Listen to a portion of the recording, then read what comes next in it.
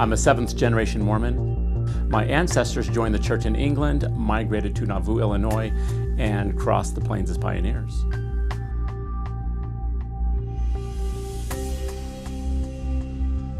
This is a veritable latter-day David and Goliath story. I have served on the Priesthood Executive Committee for 3 straight decades in capacity of bishopric, high priest group, elders quorum, or young men's president. And just 4 short years ago, I would have been considered solid Mormon pioneer stock. I am a Brigham Young University graduate, and over the past 15 years, 4 of the nation's leading physicians and 3 of the nation's leading CEOs have solicited my services. One of these was Bill Fields, CEO of Walmart, and I currently educate CPAs around the country.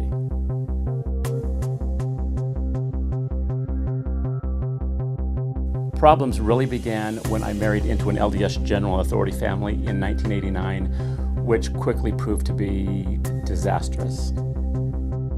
When my daughter was 6, we received a call from my General Authority father-in-law and his wife Janine, informing us that we needed to tell our daughter that she could no longer sit on his lap because she, along with another 6-year-old, was promiscuous with him. This accusation was recorded by a key witness involved in that accusation. At age 12, my daughter had put 2 and 2 together. Her molestation stopped at the same time she stopped sitting on Grandpa's lap.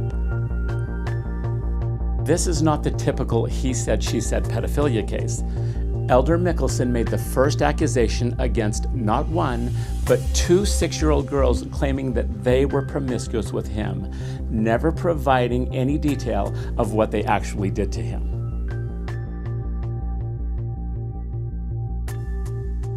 In early March 2006, 3 months before my divorce, Elder Mickelson came to my offices unannounced. We began discussing the sexual dysfunction of his daughter, my now ex-wife, and the molestation of her younger sister by the high priest physician that lived next door to them in Idaho. I inquired as to why nothing was done about the younger sister, and immediately he changed the subject by offering me money. Just some quick questions, if I may. I would like to know if this is your doing or your idea. No. Have you sent her to the attorneys? No. And you're not funding her attorneys? Oh, you are funding her attorneys? Okay. You know, the last time we talked, Ron, the way you treated me, the hatred, the rancor, Wait, weren't you the one that, weren't you... conversation about my daughter was way over the top. Wow. And, I thought we shook hands and left on good terms. well, we did. I just left knowing that I offered, and you said no way, I wouldn't take any money from you. You know, I didn't instigate this at all. You need to understand that. Okay. Well, I just need to know who I'm dealing with. I will we'll be in touch, I'm sure. Thank you. Thank you much. He offered me money.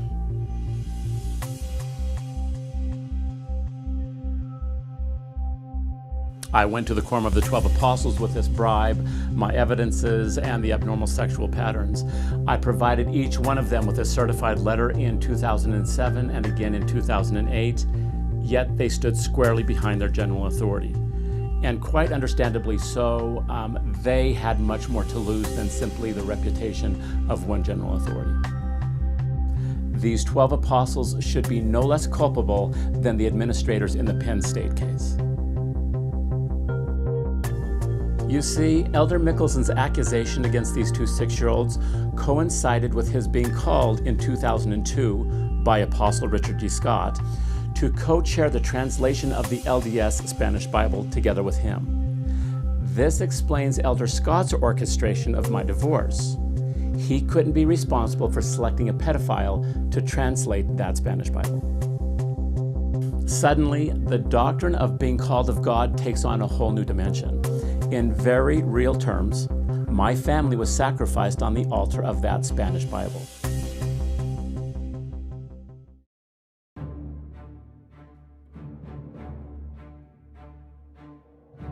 The very morning of my divorce, we had our typical scripture study, family prayers, and I kissed my wife before going to work.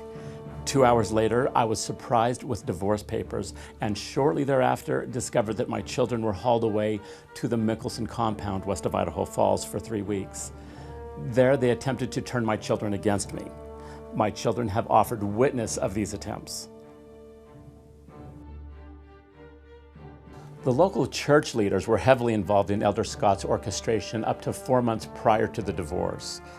These local ecclesiasts bled me for information in carefully staged priesthood interviews. The scripts of these covert recordings have become part of the court record. Elder Mickelson and his wife Janine even went to the stake offices of my oldest brother in Logan, Utah, and demanded that he attend a meeting.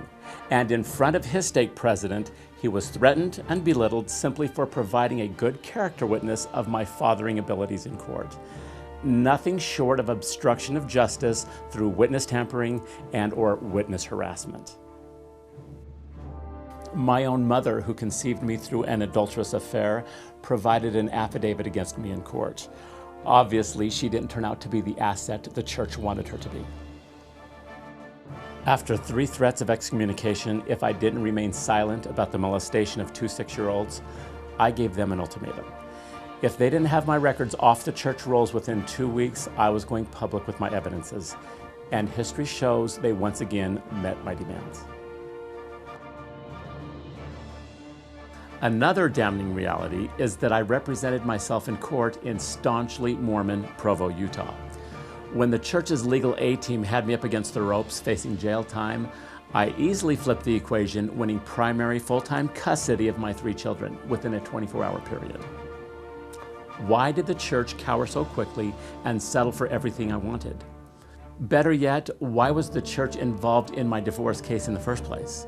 And why did my ex-wife so readily and rapidly abandon her children?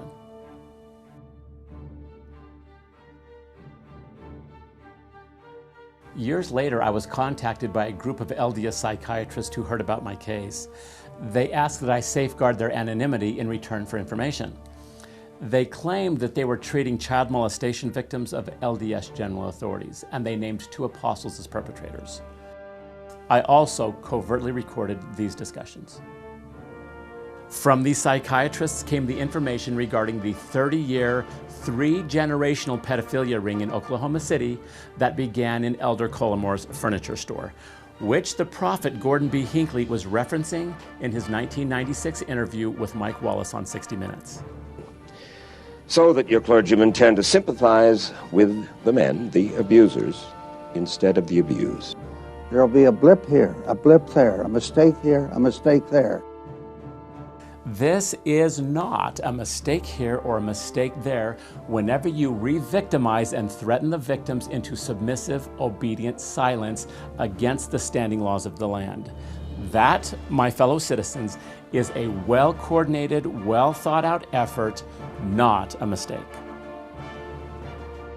Had I not lived the exact same tactics as the victims in the Oklahoma City case, as well as the Salt Lake City victims as portrayed in the book Paper Dolls, I would not have believed these psychiatrists, and probably I would have doubted my own story. But my irrefutable evidences and the love of my children upheld me.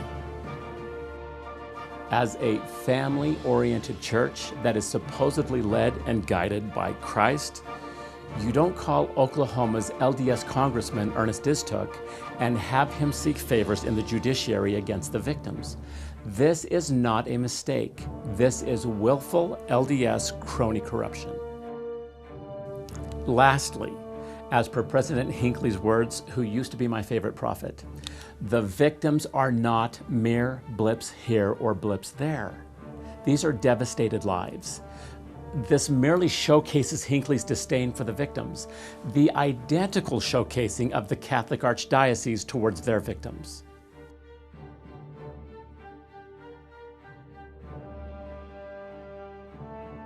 From all of this arose the data that we now have of the infiltration of the occult into the LDS Church, which came to a head in 1991 when the Utah Attorney General's office joined up with the LDS presiding bishopric to perform an internal investigation of this phenomenon. Presiding bishopric member Glenn L. Pace wrote a lengthy memo to the Quorum of the 12 with their joint findings, which the church has kept quiet for 25 years. Fortunately, Elder Mickelson instructed his daughter to take a copy from the attorney firm where that document was leaked. I still have my original copy from the copy she took. It is both enlightening and mind-boggling for me as a seventh-generation Latter-day Saint to see what role this investigation played in both the changing of the temple ceremony as well as the role it played in Elder Mickelson's family dating back to the 1940s and 50s. All this according to the psychiatrist group that approached me. I contacted the office of attorney Jeffrey Anderson in St. Paul, Minnesota, as he was successful in the Boston and Los Angeles Archdiocese pedophilia cases. They informed me that they could not take the case if the molestation by the general authority took place on Utah soil.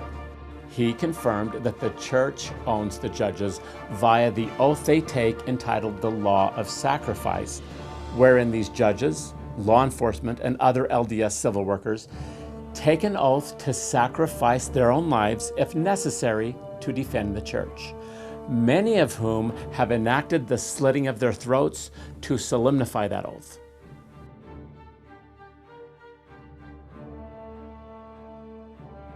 The Salt Lake City police detectives' interrogation of Elder Mickelson is laughable, literally.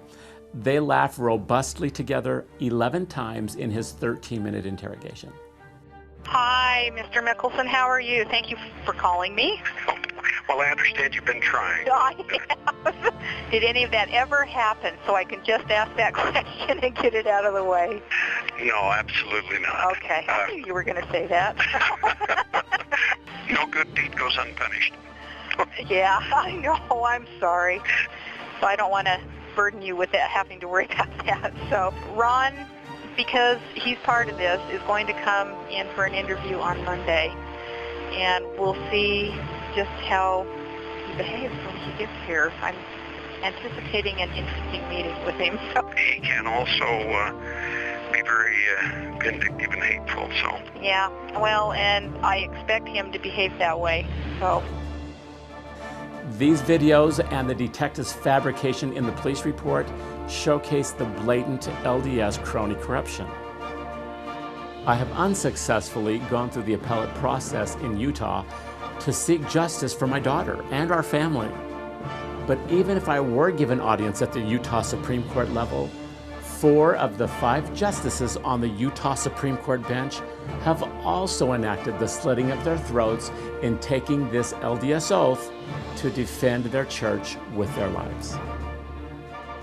With this supreme power, the LDS Church has a stranglehold on justice over its victims.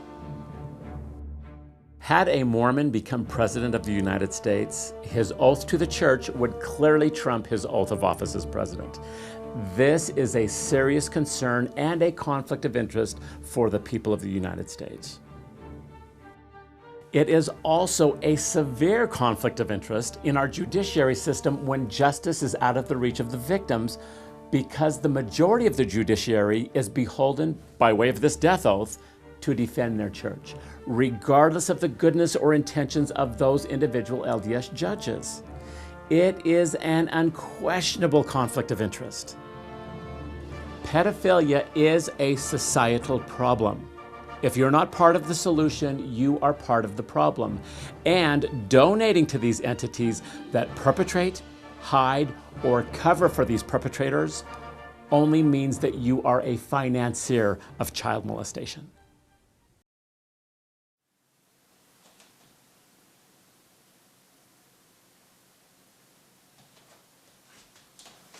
Okay, everybody settled?